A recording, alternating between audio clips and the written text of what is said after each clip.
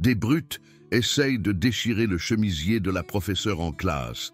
Elle leur fait payer. Sophie Dubois ajusta son simple chemisier bleu marine, debout devant le lycée Henri IV à Paris. Elle avait une apparence banale, une taille moyenne, des cheveux châtains attachés en une queue de cheval pratique, des lunettes à monture métallique et une silhouette mince qui la faisait paraître fragile. Ses vêtements modestes reflétaient sa nature discrète. Ce que personne parmi ses collègues ne savait, c'est que sous son apparence sans prétention se cachaient 8 années d'entraînement en arts martiaux mixtes. Sophie avait obtenu sa ceinture noire en jiu-jitsu brésilien et développé des compétences de frappe dévastatrices en Muay Thai dans la salle de sport MMA la plus respectée de Paris. Elle pouvait casser des planches à main nue, mais elle gardait ces deux mondes séparés. Enseigner la littérature était sa véritable passion. Les bâtiments en briques rouges du lycée Henri IV abritaient 36 salles de classe. La salle de classe de Sophie, la 204B, se trouvait au bout du couloir du 2e étage, isolée des sections plus animées où les professeurs expérimentés tenaient le haut du pavé. Sa 2e semaine à Henri IV commença avec un optimisme prudent. Les élèves entrèrent en traînant des pieds dans son cours de littérature française de 3e, les sacs à dos lourds de manuels qu'ils ouvraient rarement. « Bonjour à tous », dit doucement Sophie. « Veuillez sortir vos exemplaires de Le Rouge et le Noir. Nous allons parler du chapitre 3 aujourd'hui. » Un ricanement éclata du coin du fond, où Maxime Lemaire avait établi son trône officieux. Grand et large d'épaules grâce au rugby, Maxime imposait le respect par sa seule présence physique et l'arrogance qui lui venait du fait d'être le neveu du proviseur. Ses cheveux blonds étaient parfaitement coiffés et des marques de luxe le distinguaient de ses camarades de classe. À ses côtés se trouvait Clément Garnier, un joueur de basket-ball nerveux aux yeux calculateurs, et Antoine Dubois, dont le père possédait la plus grande entreprise de construction du département. « Eh, Madame Dubois !» lança Maxime, écorchant délibérément son nom en Dubois-Lanouille. « Pourquoi on doit lire ces vieilles bêtises? Personne n'en a rien à faire du bouquin d'un mec mort. » Plusieurs élèves se sont agités inconfortablement sur leur siège, reconnaissant le défi dans son ton. Sophie avait été confrontée à des situations similaires pendant son stage, mais quelque chose dans le sourire narquois de Maxime suggérait qu'il ne s'agissait que d'une première salve. La littérature nous aide à comprendre différents points de vue et différentes époques, répondit-elle calmement, se tournant pour écrire les objectifs du jour au tableau blanc. Le roman de Stendhal aborde des thèmes qui restent pertinents aujourd'hui. « Ouais, c'est ça », intervint Clément, gagnant l'approbation de ses amis. « Mon père dit que les profs choisissent juste des trucs ennuyeux pour nous torturer. Il dit que la vraie éducation se passe dans le monde réel. » Sophie continua d'écrire, refusant de mordre à l'hameçon. Elle avait appris pendant son entraînement MMA que la première règle du conflit était de l'éviter si possible. La désescalade et la patience se sont souvent avérées plus efficaces que la confrontation immédiate. Le schéma se répéta pendant des jours. Maxime arrivait en retard, claquant la porte. Il interrompait les cours avec de grands bâillements et des commentaires inappropriés, tandis que Clément et Antoine amplifiaient chaque perturbation. « Madame Dubois, » annonça Antoine pendant la lecture, « je crois qu'il y a un problème avec mon bureau. » Il cogna son manuel contre la surface métallique, créant une percussion rythmique qui déconcentra tout le monde. « Veuillez arrêter, » demanda Sophie d'une voix ferme. D'autres essayèrent de lire. « Oh, pardon, la prof !» répondit Antoine avec une fausse sincérité. « Je ne savais pas que vous étiez si sensible. Peut-être prendre des boules qui est. » Les autres élèves observaient ces échanges avec une fascination morbide. Certains semblaient compatissants, en particulier Léa Chen, une élève brillante qui s'asseyait devant et restait souvent après les cours pour discuter de littérature. D'autres semblaient amusés, tandis que peu semblaient mal à l'aise, mais peu disposés à intervenir.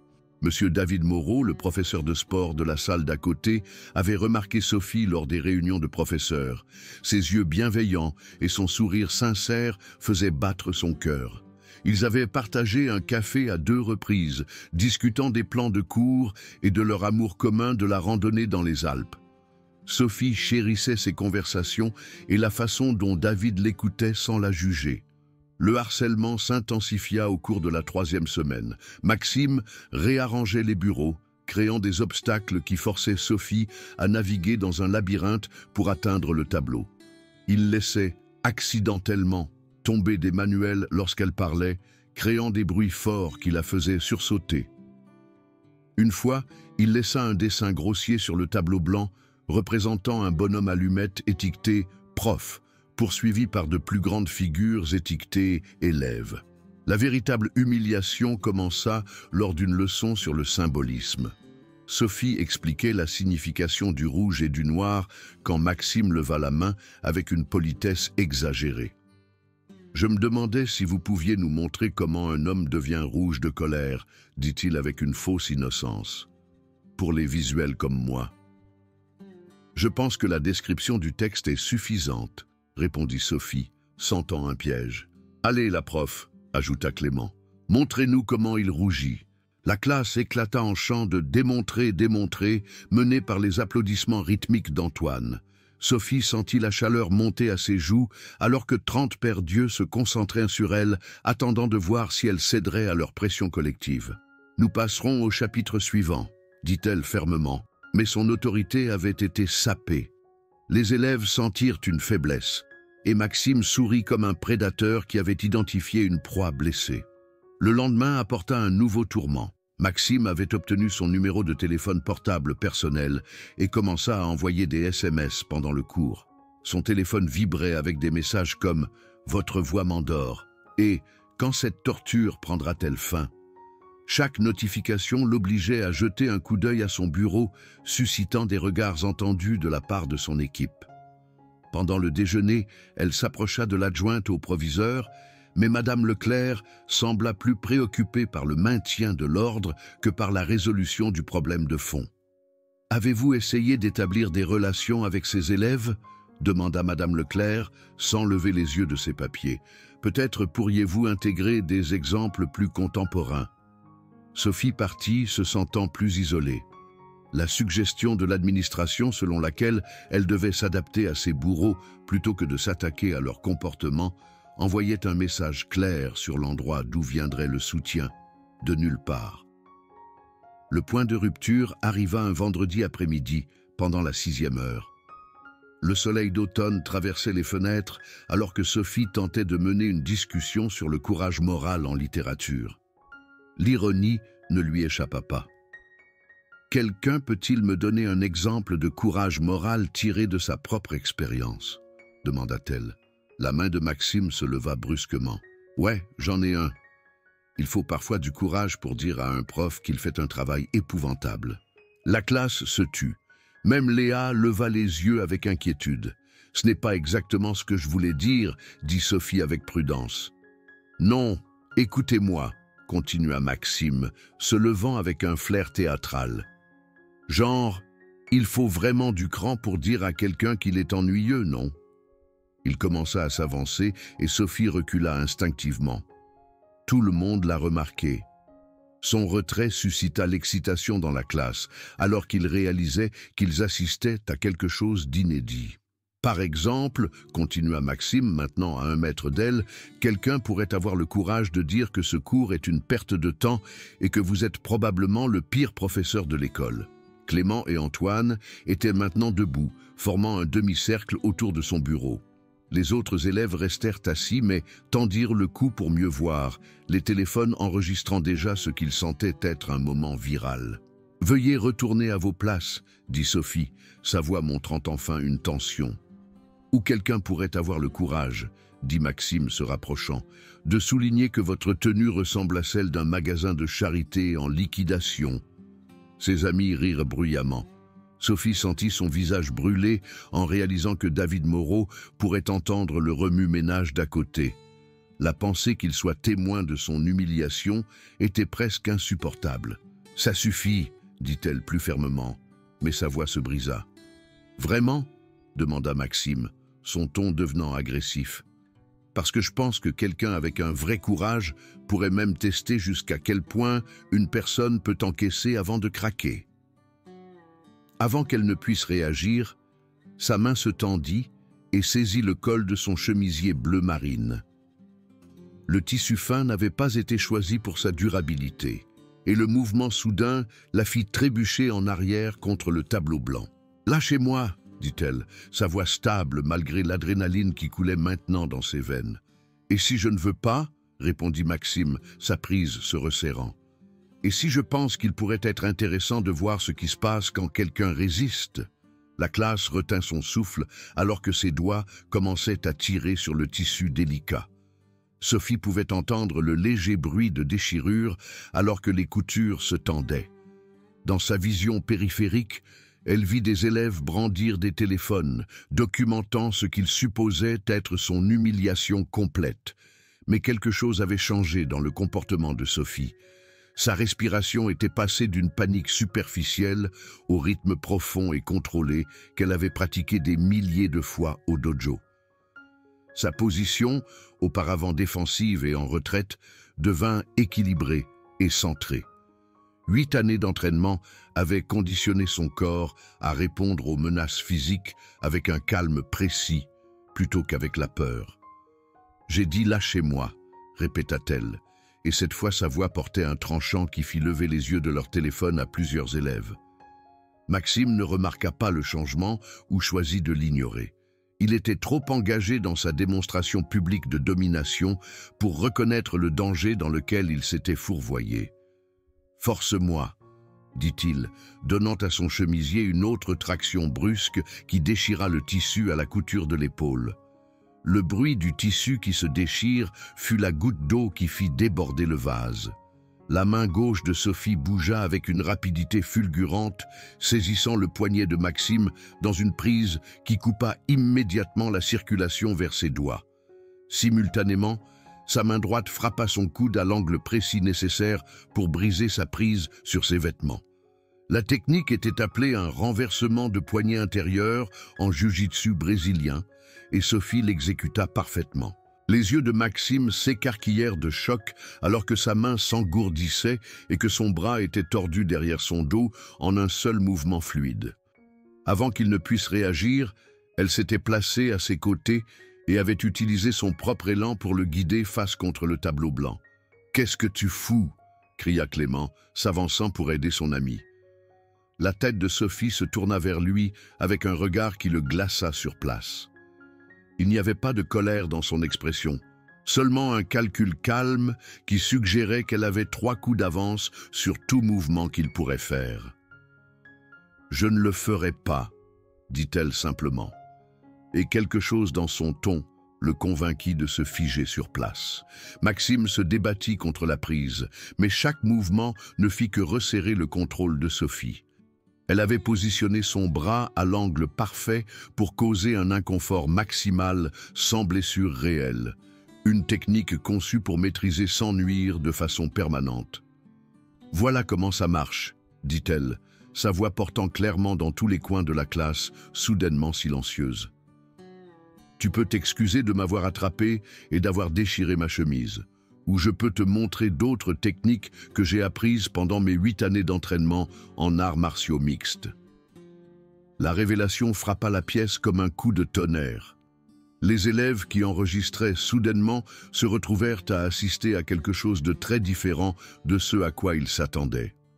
Au lieu d'une enseignante sans défense humiliée, ils regardaient une combattante entraînée faisant preuve d'une retenue remarquable. « T'es folle !» halta Maxime, le visage pressé contre le tableau.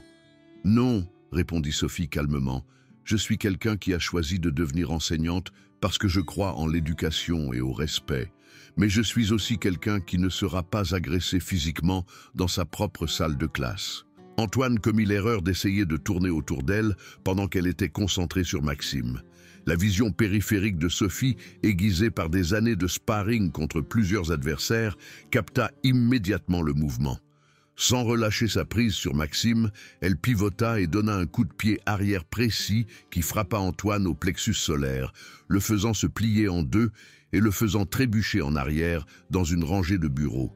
La technique était appelée un Ushiro-geri en karaté, et Sophie l'avait pratiquée des milliers de fois contre des sacs lourds et des paos. Elle avait considérablement tiré le coup de pied, utilisant juste assez de force pour lui couper le souffle sans causer de dommages durables. « Quelqu'un d'autre » demanda-t-elle, ses yeux parcourant la pièce avec la confiance calme de quelqu'un qui maîtrise complètement la situation. La classe était tombée dans un silence absolu. Les élèves qui riaient quelques instants plus tôt regardaient maintenant leur enseignante transformée avec un émerveillement aux yeux écarquillés. Les téléphones continuaient d'enregistrer, mais le récit était complètement passé du dénigrement de la victime à quelque chose qui ressemblait à de la crainte. « Voici ce qui va se passer », annonça Sophie, maintenant toujours sa prise sur Maxime. « Tu vas t'excuser de m'avoir touché sans permission et d'avoir détruit ma propriété.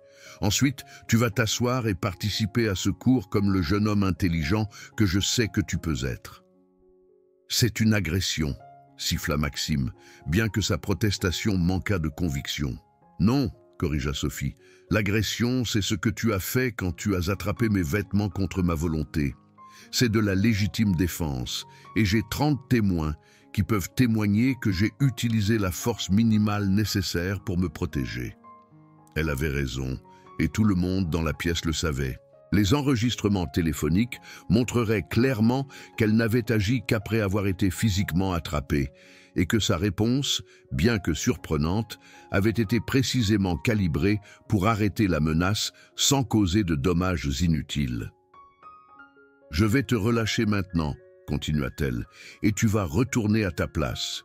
Si tu choisis d'aggraver cette situation, je serai heureuse de te montrer certaines des techniques de soumission que j'ai apprises en jiu-jitsu brésilien. Certaines d'entre elles sont assez désagréables. » Lentement, elle relâcha la pression sur son bras et recula, lui laissant de l'espace pour bouger tout en restant prête à réagir si nécessaire. Maxime se redressa, se frottant le poignet et la regardant avec un mélange de choc et de quelque chose qui aurait pu être du respect. La porte s'ouvrit brusquement alors que David Moreau se précipitait, ayant entendu le remue-ménage d'à côté. Il observa la scène, Sophie debout calmement au centre de la pièce, Maxime se frottant le bras, Antoine reprenant encore son souffle et 30 élèves regardant en silence stupéfaits. « Est-ce que tout va bien ici ?» demanda-t-il, ses yeux trouvant immédiatement le chemisier déchiré de Sophie et son expression inquiète. « Tout va bien maintenant, » répondit-elle, lissant ses cheveux et ajustant ses vêtements déchirés avec dignité. « Nous avions juste une discussion sur les limites personnelles et le respect. » Le passé sportif de David lui permit d'évaluer rapidement ce qui s'était passé. La façon dont Sophie se tenait, le positionnement des élèves et l'atmosphère dans la pièce racontaient une histoire claire. Son expression passa de l'inquiétude à quelque chose qui ressemblait à de l'admiration, alors qu'il réalisait ce qu'il avait manqué. « Eh bien, dit-il, sa voix soigneusement neutre, on dirait une leçon importante, je vous laisse y retourner. » En partant, Sophie l'entendit glousser doucement dans le couloir. Le son fit battre son cœur malgré l'adrénaline qui coulait encore dans son système. « Maintenant, dit-elle, se tournant vers sa classe, qui peut me parler d'un personnage de la littérature qui a dû trouver le courage de se défendre ?» La main de Léa se leva immédiatement. « Jean Valjean, dit-elle, sa voix remplie d'un nouveau respect. Il s'est battu pour ce qui était juste même quand tout le monde était contre lui. »« Excellent exemple, » répondit Sophie, reprenant son rythme d'enseignement comme si rien d'inhabituel ne s'était produit. Qu'est-ce qui a rendu son courage particulièrement remarquable?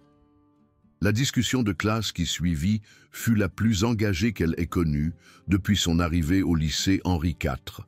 Les élèves qui n'avaient jamais participé auparavant levèrent la main avec des questions et des observations réfléchies.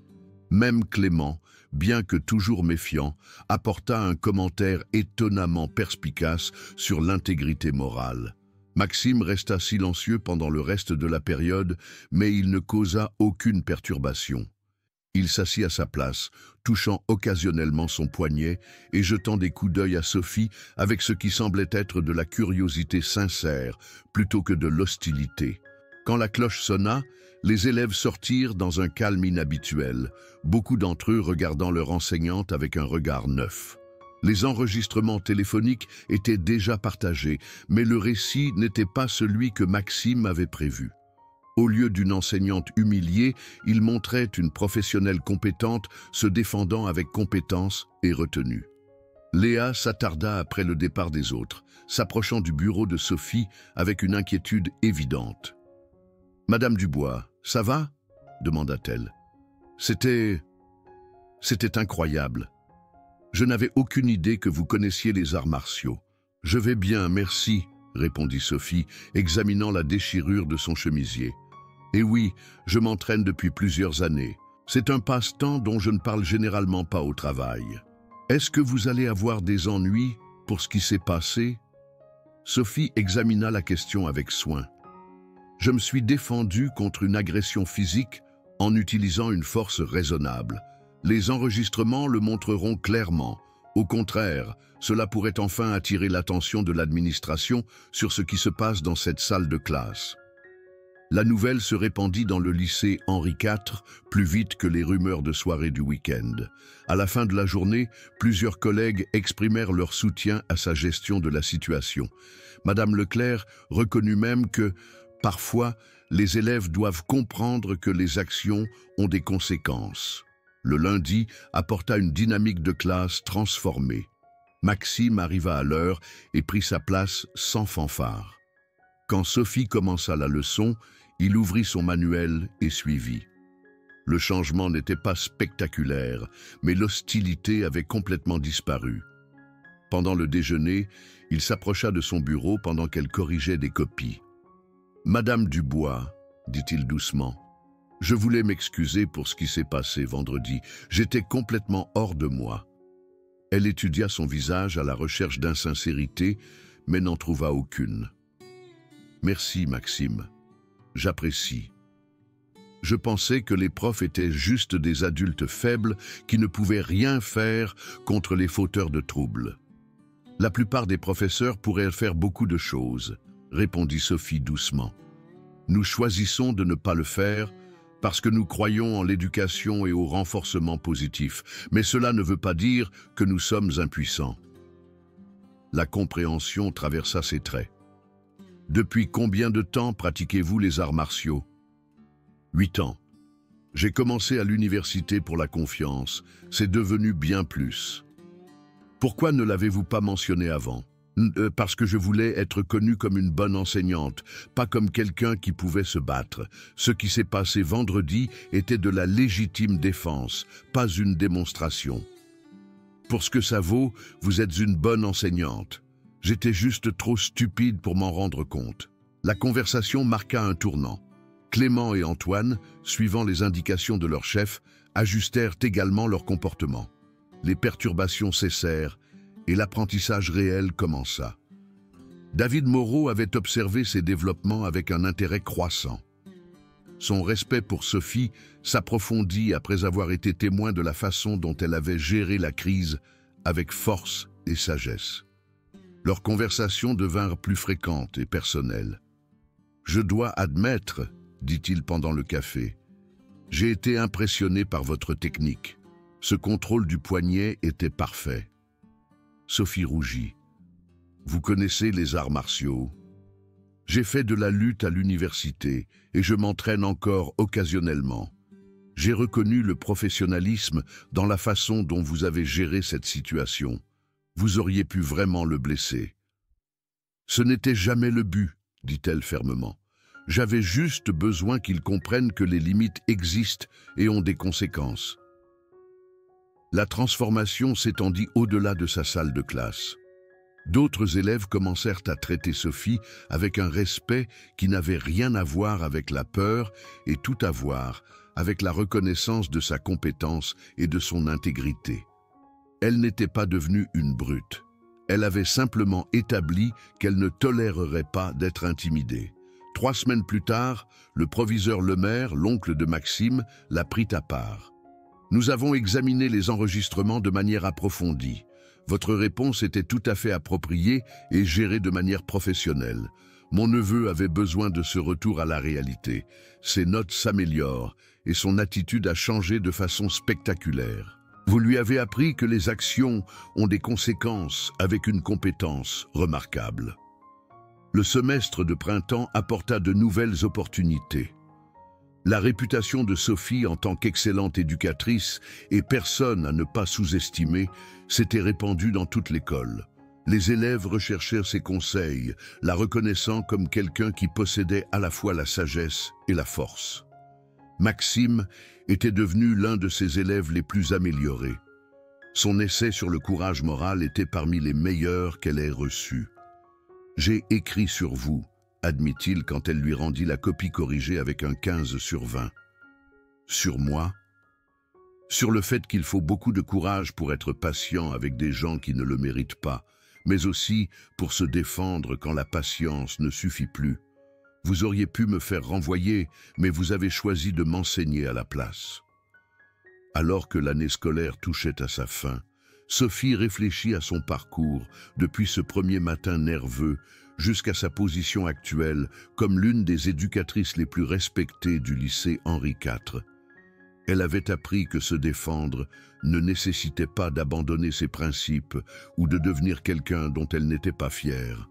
David Moreau était devenu une présence constante dans sa vie, leur relation évoluant de la courtoisie professionnelle à un véritable partenariat.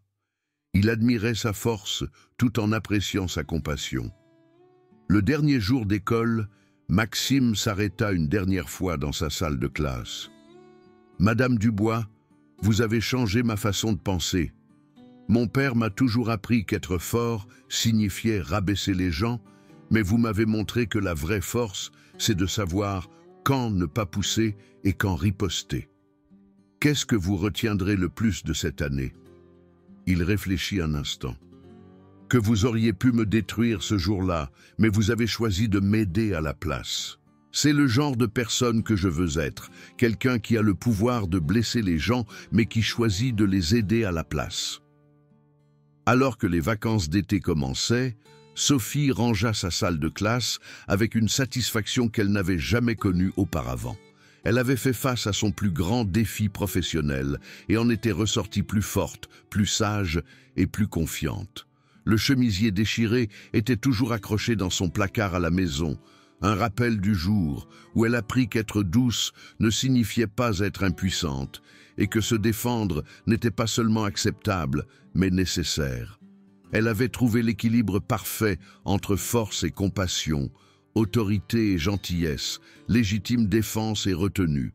Plus important encore, elle avait découvert que le vrai courage n'était pas de ne jamais avoir peur, mais d'agir avec intégrité et détermination, même lorsque la peur était présente.